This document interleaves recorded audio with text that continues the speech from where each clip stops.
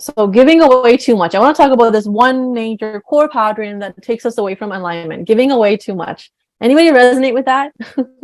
Too much.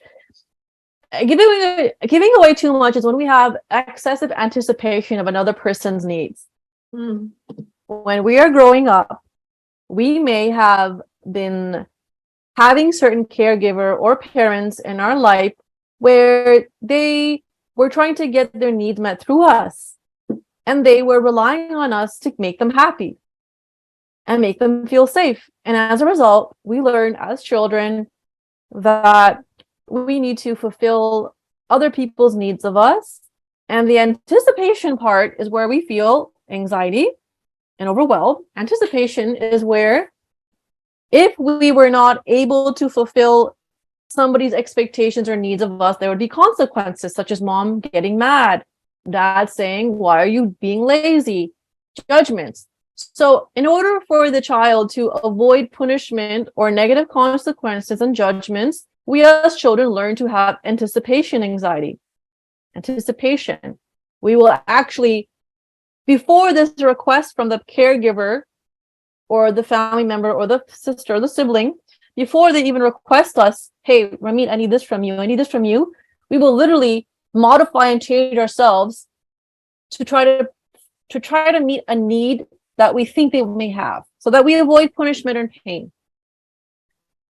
So when we have excessive anticipation of another person's needs, because this is the way we thought we would get love, to the point where we are no longer even present and aware of ourselves, of our own needs, of our energy, this causes us to be out of alignment with ourselves. And with some of us, when there's too much of that, we experience what's called like a dissociation from our own center. Like literally, children can be so out of being aware of what my energies are, what my needs are, what do I need. Like we can become so out of touch with that we can't even hear like when enough is enough. We can't hear it because we're in such a state of hypervigilance of other people's needs and work and expectations, and then we're partially dissociated from our own self. And as I'm offering this sort of this teaching here, any thoughts coming up, any reflections anybody wants to share, anything with this?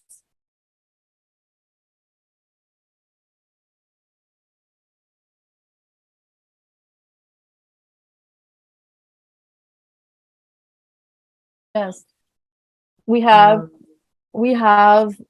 certain levels and degrees of this. We just need to be aware, and it's like that part of you that's doing that's just the inner girl, the inner child who just wants to be safe. And so we hold her hand, we say, "I know that you're doing this right now, but it's okay to come back to yourself. It's safe. Let's prioritize me and my needs. It's okay." We're just gonna bring her back with compassion, right? Because she's doing this out of safety. You don't blame her for it. Have you thought about when we give away too much of our energy, too much of our time, too much of ourselves, that's actually a way of avoiding intimacy with ourselves?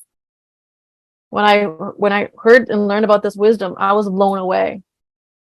And when I internalized this wisdom, I was like, we find ourselves interested in helping other people to the point that our own self and personal individual life is drowned out by thoughts about their needs, their problems.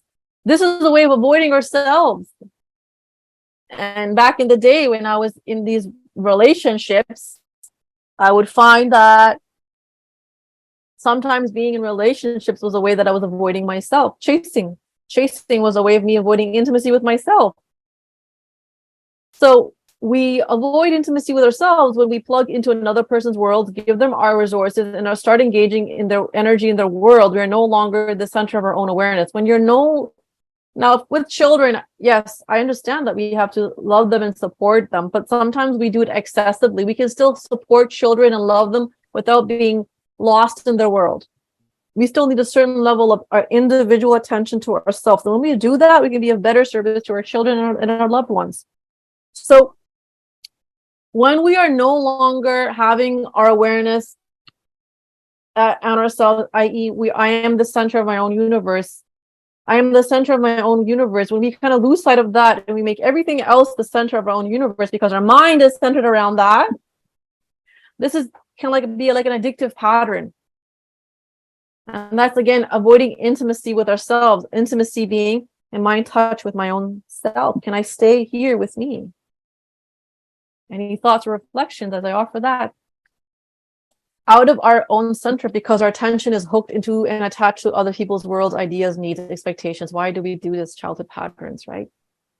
So this is another reason why we give away too much. I'm going to talk about the second sort of principle here. If you have been desiring to work with your deep feminine healing and divine and feminine awakening, then I invite you to reach out. My name is Dr. Rameet Singh. I'm a psychotherapist of over 10 years and a life coach, goddess mentor. You can check out my website, also the free masterclass, and the upcoming program, The True Feminine Rising, where we will work with subconscious core belief systems, divine feminine awakening processes, energetic healing, and so much more.